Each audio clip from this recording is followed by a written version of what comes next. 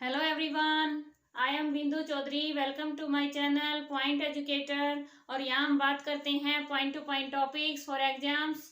आज साइकोलॉजी का नया टॉपिक लेके आई हूँ, प्रिंसिपल्स ऑफ डेवलपमेंट, विकास के सिद्धांत। आप कोई भी टेट एग्जाम देने जा रहे हैं, इसमें से क्वेश्चन आपको डेफिनेट मिलता है। सबसे पहले विकास के साथ एक टर्म और जुड़ी होती है, ग्रोथ। कई ग्रोथ यानी वृद्धि और विकास को सेम मान लेते हैं, लेकिन इन दोनों में अंतर होता है। ग्रोथ और डेवलपमेंट दोनों अलग अलग हैं। ग्रोथ है वो डेवलपमेंट का एक पार्ट होता है, एक इसका एक हिस्सा होता है। ग्रोथ क्या होती है? स्ट्रक्चरल चेंज होता है, यानी संरचनात्मक चेंज, ढांचे में परिवर्तन होता है, वो ग्रोथ वृद्धि में माना जाता है। और डेवलपमेंट में क्या होता है? स्ट्रक्चरल प्लस फंक्शनल, क्रियात्मक। ठीक है, फंक्शनल भी इसमें शामिल होता है, चेंज। इसका मतलब क्या है? ये है मात्रात्मक, क्वांटिटेटिव। ये क्वांटिटेटिव प्लस क्वालिटेटिव, दोनों मात्रात्मक और गुणात्मक दोनों डेवलपमेंट में शामिल होते हैं। क्लियर है? इसके बाद क्या है? इसको प्रत्यक्ष देखा जा सकता है, मेजरमेंट किया जा सकता है, इसको मेजरमेंट नहीं कर सकते डायरेक्ट। अब हम करेंगे विकास के सिद्धांत, कि विकास है वो कैसे होता है, सभी में मानव में किस प्रकार से विकास होता है, वो हम पढ़ेंगे विकास के सिद्धांत में। सबसे पहले है कंटिन्यूटी, कि जो विकास का सिद्धांत है, विकास है वो कंटिन्यूस प्रोसेस है। क्या है? कंटिन्यूस प्रोसेस, सतत चलता रहता है, निरंतर चलता रहता है, गर्भ से लेके कब्र तक। गर्भ से कब्र तक यानी जन्म, गर्भ, जब बच्चे का संसार में आने के लिए गर्भाधान होता है, तब से लेके जब तक वो मृत्यु को प्राप्त होता है, तब तक निरंतर ये प्रक्रिया चलती रहती है डेवलपमेंट की। कभी वो मंद गति से होता है, कभी तीव्र गति से होता है, अलग अलग स्टेज में अलग अलग प्रकार से होता है, लेकिन वो रुकता नहीं है, चलता रहता है। ठीक है, इसके बाद है सेकंड, प्रोडक्ट ऑफ इंटरेक्शन। अब जो हमारा डेवलपमेंट है वो इंटरेक्शन है, किसके बीच में? एनवायरमेंट, वातावरण, इनटू में हेरिडिटी या जीन्स, हेरिडिटी यानी वंशानुक्रम, और वातावरण, इनका गुणनफल है, प्रोडक्ट है।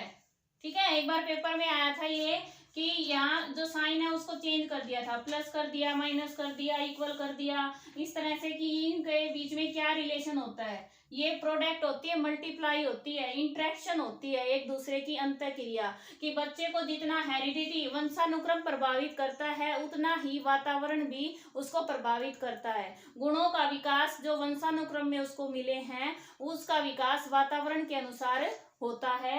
इसलिए डेवलपमेंट है वो वातावरण और वंशानुक्रम का गुणनफल है, प्रोडक्ट है। इसके बाद थर्ड है हमारा ऑर्डरली सीक्वेंस, कि एक निश्चित क्रम में होता है। डेवलपमेंट है वो निश्चित क्रम में होता है। ठीक है, उसका ऑर्डर है, सीक्वेंस है वो ऑर्डरली होता है। इसमें दो माने हैं। सबसे पहले है सिफालोकॉडल, और ये क्या होता है? हिंदी में इसको कहते हैं मस्तक धोमुख, मस्तकोधोमुख। और इसका एक और नाम है शीर्ष पुच्छीय क्रम। ठीक है, देखो, शीर्ष यानी सिर, पूछिए यानी पैर, सिर से पूछ की तरफ, सिर से पैर की तरफ क्रम होता है इसका, मस्तक से शुरू होता है। इसका मतलब क्या है अभी समझाती हूँ मैं। और इंग्लिश में कैसे याद करेंगे? सिफा से क्या करेंगे? सिर, और लो से लेग, यानी सिर से पैर की तरफ, लेग की तरफ, ऐसे याद कर लेंगे। अब जैसे बच्चा है, गर्भाधान हुआ, उस सबसे पहले बच्चे की ये शेप होती है, नारंगी शेप होती है, ठीक है। फिर उसका थोड़ा विकास होता है, ये ऐसे शेप हो जाती है उसकी।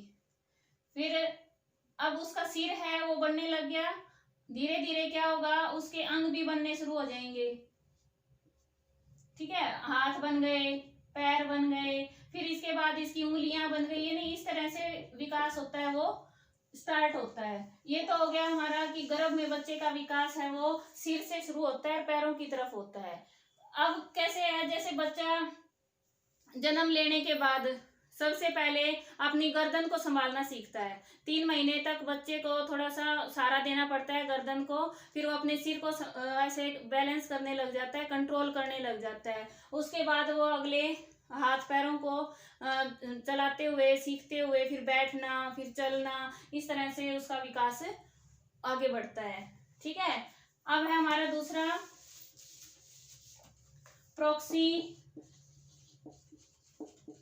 प्रॉक्सिमोडिस्टल। अब ये क्या है, निकट दूरस्थ क्रम। इसके अनुसार क्या है कि बच्चे का जो डेवलपमेंट है वो पहले निकट के अंग, निकट किसके, जो स्पाइनल कोड होती है हमारी आंतरिक अंगों का विकास है वो इस अनुसार होता है, स्पाइनल कोड है, ठीक है। स्पाइनल कोड के जो पास के अंग हैं आंतरिक, जैसे लीवर है, हार्ट है और किडनी है, इस तरह से उनका विकास होता है। फिर उसके बाद धीरे धीरे हाथ पैरों का विकास होने लग जाता है और फिर उंगलियों का विकास होता है। इस तरह से पहले निकट के अंग विकसित होते हैं, बाद में दूर के अंग विकसित होते हैं। निकट दूरस्थ क्रम है ये, ठीक है। इसके बाद है हमारा इंटर रिलेटेड। इंटर रिलेटेड क्या है कि अंतर संबंधित होते हैं वे। विकास के जितने भी एस्पेक्ट हैं, जैसे ये है डेवलपमेंट, विकास, इसके अलग अलग एस्पेक्ट हैं, जैसे है हमारे फिजिकल, शारीरिक, ठीक है। फिर है इमोशनल, संवेगात्मक, और ये हमारा हो जाएगा कॉग्निटिव, ठीक है, और सोशल, यानी अलग अलग जितने भी एस्पेक्ट हैं सब आपस में संबंधित होते हैं, अंतर संबंधित होते हैं, इंटर रिलेटेड होते हैं। ये इसको प्रभावित करेगा, ये इसको करेगा, इसको करेगा, ये इसको करेगा, आपस में सभी एक दूसरे को प्रभावित करते हैं, जुड़े होते हैं, ठीक है। जैसे बच्चे का फिजिकल डेवलपमेंट बढ़ता जाता है वैसे वैसे उसका कॉग्निटिव और सोशल डेवलपमेंट भी बढ़ता जाता है। इस तरह से ये एक दूसरे से अंतर संबंधित होते हैं। इसके बाद है हमारा स्पाइरल नॉट लीनियर, कि बच्चे का जो डेवलपमेंट है वो ये नहीं कि यहाँ से अब बच्चा गर्भ काल में है और फिर इसका डेवलपमेंट होता जा रहा है, सीधा सीधा सीधा सीधा जा रहा है। नो, ये नहीं होता, ये स्पाइरल होता है, कभी कम कभी ज्यादा इसकी गति ऐसे होती है, ठीक है। किसी स्टेज में ज्यादा होता है, किसी में कम होता है। और इसके बाद है general to specific. General to specific क्या है कि पहले सामान्य क्रियाएं सीखता है, सामान्य विकास होता है, फिर विशिष्ट होता है, विशेष की ओर जाता है बच्चा, सामान्य से विशिष्ट की ओर। अब जैसे बच्चे का इसमें ये लगा लें कि भाषा से ही लगा लें, बच्चा जब जन्म लेता है तो वो रोना सीखता है, उसको रोना आता है और कुछ नहीं आता। इसके बाद धीरे धीरे वो कुछ शब्द हैं, जैसे शब्द नहीं, वर्ण का उच्चारण सीखता है, मैं, पै, ऐसे। फिर वो शब्द बनाना सीखता है, फिर वो वाक्य बनाना सीखता है। तो सामान्य से विशिष्ट की ओर उसका विकास हो रहा है, उसका जो क्रम है वो सामान्य से विशिष्ट की ओर है, जर्नल टू स्पेसिफिक, ठीक है। इसको ग्रोस टू फाइन भी बोलते हैं, ठीक है। और इसके बाद है हमारा मैचुरेशन एंड लर्निंग। मैचुरेशन क्या होता है, परिपक्वता, परिपक्वता और अधिगम।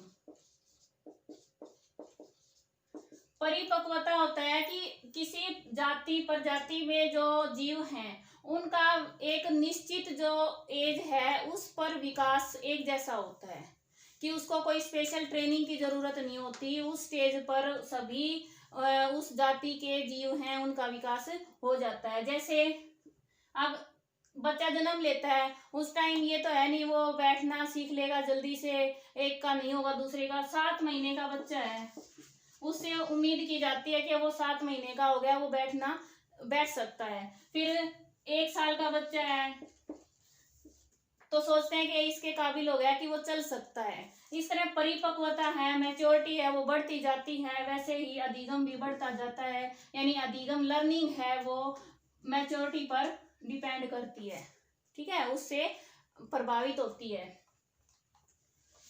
इसके बाद है हमारा यूनिफॉर्म पैटर्न्स, कि किसी भी प्रजाति में विकास के कुछ प्रतिमान होते हैं, ठीक है, पैटर्न्स होते हैं, उनके अनुसार ही डेवलपमेंट होता है जीव का।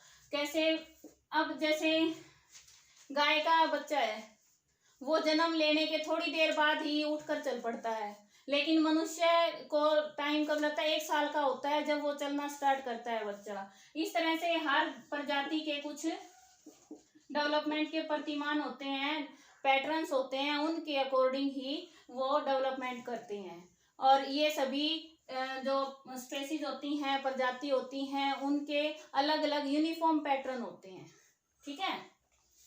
फिर है इंडिविजुअल डिफरेंसेस।